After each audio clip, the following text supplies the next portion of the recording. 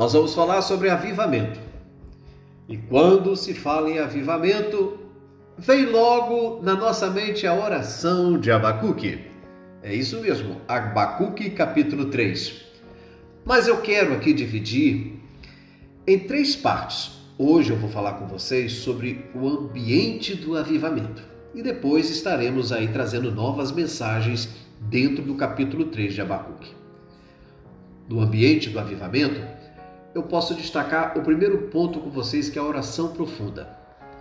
Oração do profeta Abacuque, verso 1. Oração pessoal a partir do profeta de Deus.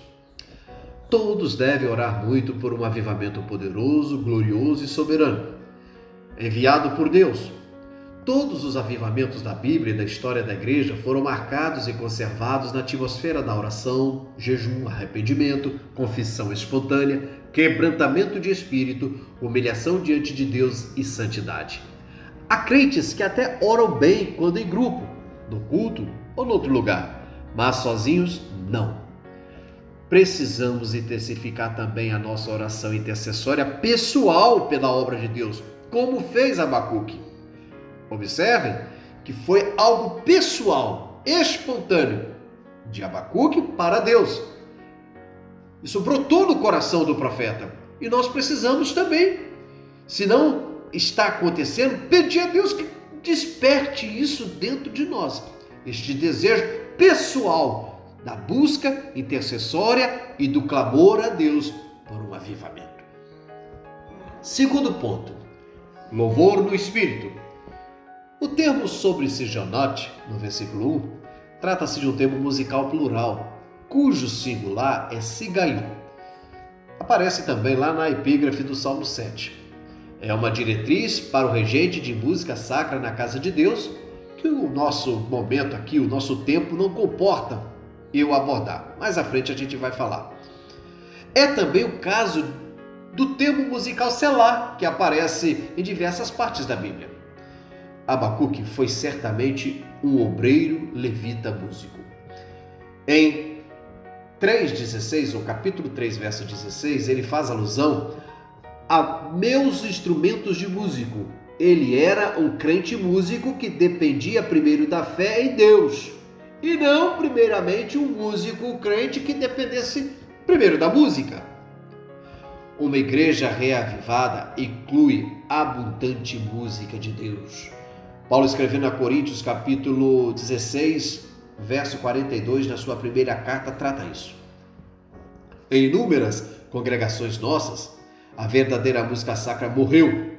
Seu espaço é preenchido com música e canto tipo passatempo, diversão, animação, sem peso, sem mensagem, sem vida, sem unção, sem melodia, sem graça, sem oração, sem endereço, sem nada. Essa é a grande verdade. Quando teremos outra vez no culto profetas de música realmente sacra, santa, bíblica, espiritual, cânticos espirituais, que brotam primeiro como fontes do coração do crente? Essa é a grande realidade. Em muitas igrejas virou um show, uma casa de espetáculo, mas aquelas músicas, aqueles cantos verdadeiros que fazem a alma vibrar, estão sumindo. Então, no ambiente do avivamento, precisamos observar isso e muito mais. No ambiente do avivamento, nós precisamos, então, entender que o louvor no Espírito é muito importante. Próximo. No ambiente do avivamento, a palavra de Deus, ela precisa ter destaque. Ela precisa ser levada a sério. Vamos ao versículo 2 do capítulo 3 de Abacuque. Ouvi, Senhor, a tua palavra. A palavra de Deus abundante, fluente, poderosa, revigorante e renovadora é o grande agente divino para o avivamento.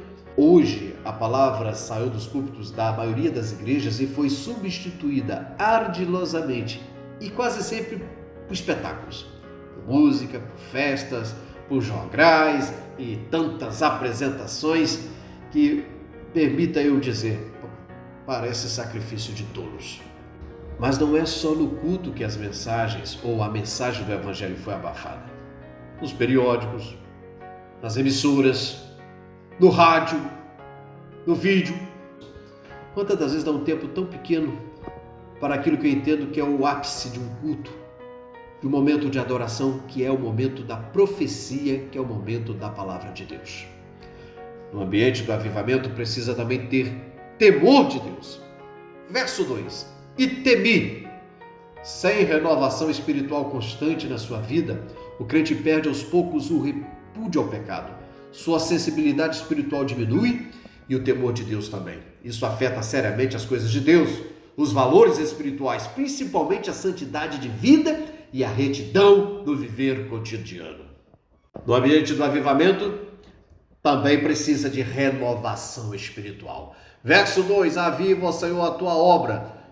Precisamente falando, avivar tem a ver com quem já morreu ou com quem já morreu, e reavivar com quem ainda tem vida. O anjo da igreja de Sardo tinha nome no rol dos vivos, mas estava morto espiritualmente. Apocalipse capítulo 3, verso 1. A nova vida em Cristo é chamada ressurreição. E eu quero destacar aqui verdades pertinentes à renovação espiritual. Primeiro, o avivamento do povo. A obra de Deus a ser avivada no verso 2 é o seu povo e não as instituições, seus pertences e objetos. Segundo, o momento do avivamento. No meio dos anos. Porque é no meio dos anos que as pessoas, na sua grande maioria, sofrem esfriamento. No meio dos anos, até mesmo matrimônios perde aquele calor, aquela alegria, aquele brilho, aquele colorido. Então, no meio dos anos é o momento de reavivar. E também o esvaziamento do eu. Lembra-te da misericórdia. No avivamento, méritos humanos são esquecidos e só Deus é glorificado, do maior ao menor, na unidade do Espírito. Meu querido irmão, minha querida irmã, caro ouvinte, esse é o ambiente do avivamento, a qual Abacuque destaca. Nesta primeira mensagem, eu quero mostrar que é necessário o avivamento.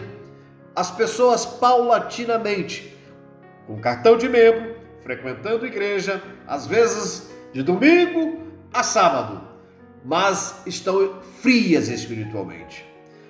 Entram vazias e saem cheias de nada. Essa é a grande verdade. Os cultos têm ficado sem graça.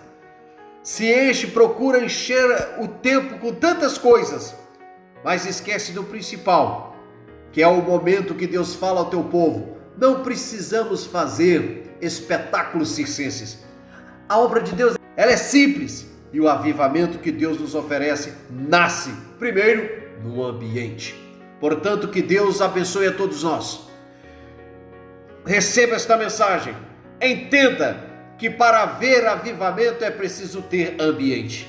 Que Deus em Cristo Jesus te abençoe e pense nisso.